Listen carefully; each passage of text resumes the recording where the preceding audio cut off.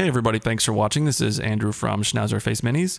It's been a while, but I am back with a White Scars Terminator, and I'm super excited because I actually really identify with this chapter. I finally get to see a Space Marine that's as pasty and white as I am, and the red accents even look like me after spending 6 minutes in the sun. So it's comforting to know I'm not alone.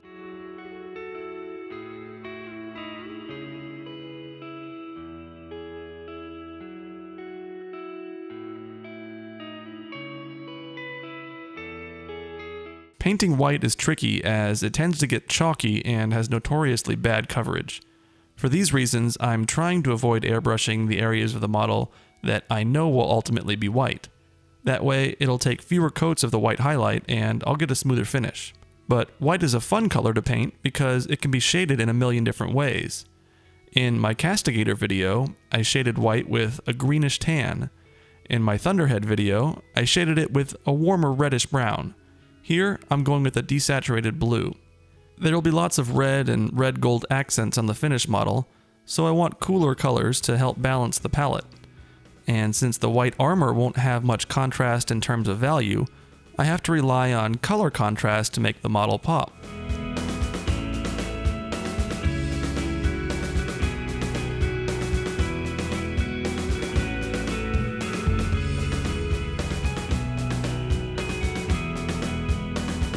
Regardless of the color in the shadows, the model needs to register as white.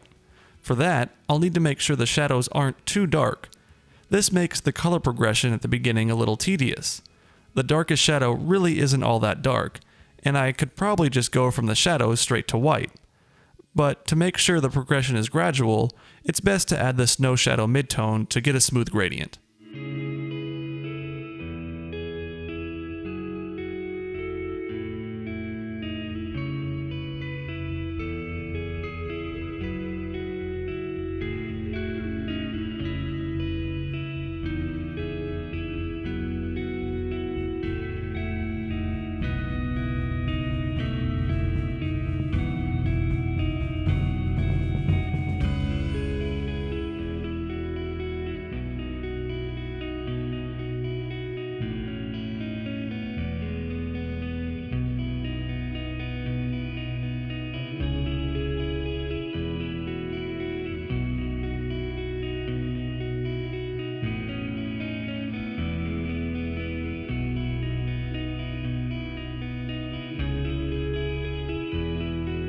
For this next step, I glazed in a little hint of purple.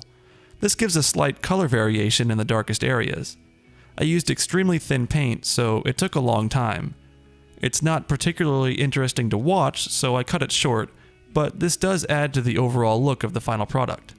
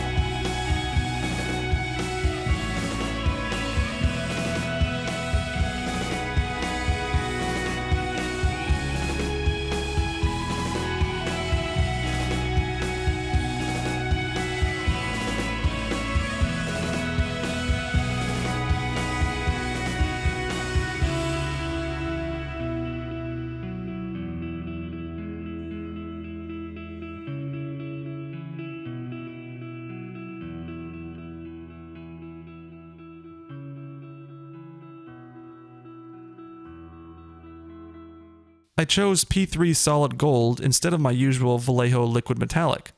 The Vallejo metals give a better overall result, but they dry to such a smooth surface that it's very difficult to use glazes on top of them.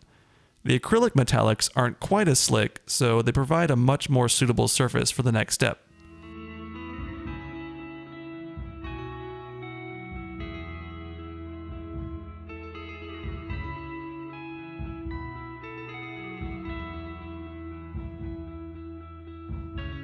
I chose to shade the metals with very warm tones to tie into the white scar's red accent color, and this helps the golds to contrast nicely with the blue shadows.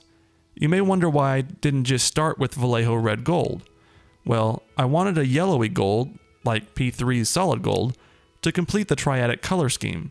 In a previous video, I discussed various kinds of color schemes. You may remember that a triadic scheme uses 3 tones spaced evenly on the color wheel. Keeping in mind that I'll have red accents and the blue shadows, I needed a yellow to complete the scheme.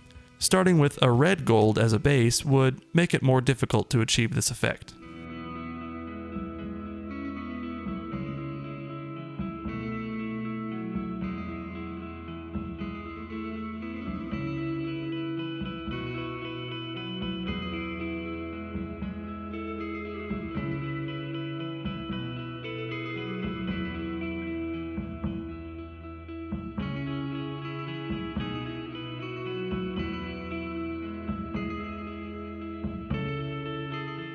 It's been about 8 months since my last video, so thank you for sticking with me.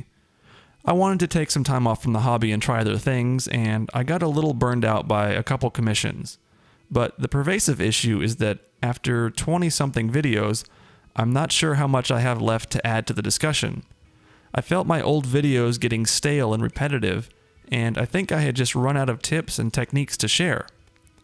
My new focus is on keeping the videos fresh, so I'm going to step away from Games Workshop for a while. This is my 7th Terminator video, and to be honest, I think I've said everything I have to say about Terminators. But I've got a stack of fun models from Deep Wars, Eldorado, Dust Tactics, Malifaux, and of course Privateer Press, and those are all much more exciting to me right now than 40k. So I hope you are all okay with a little diversity. And by diversity, I mean just anything that's not a Terminator.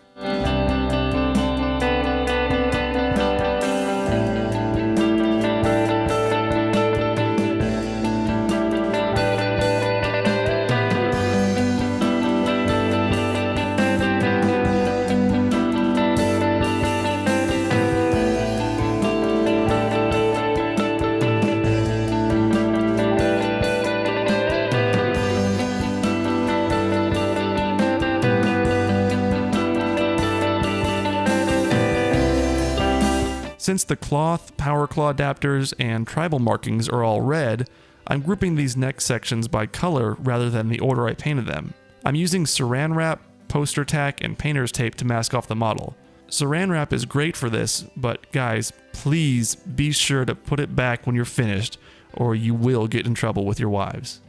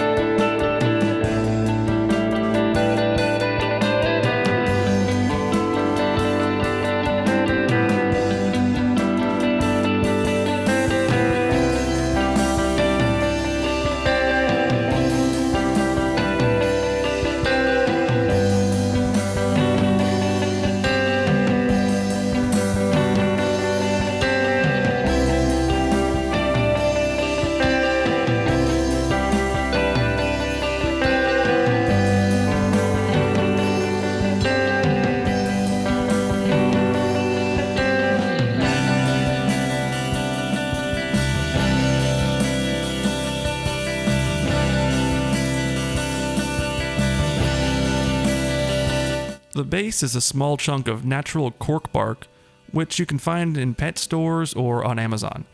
It's meant for amphibian and reptile habitats, but it works great for our hobby. It's cheap and the texture is much more natural than the processed cork sheets we usually get at craft stores.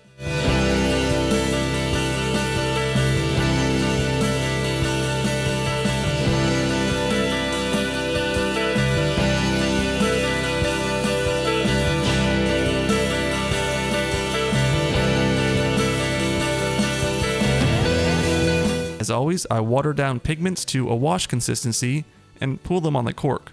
When the water evaporates, the pigment stays behind for a realistic dusty finish.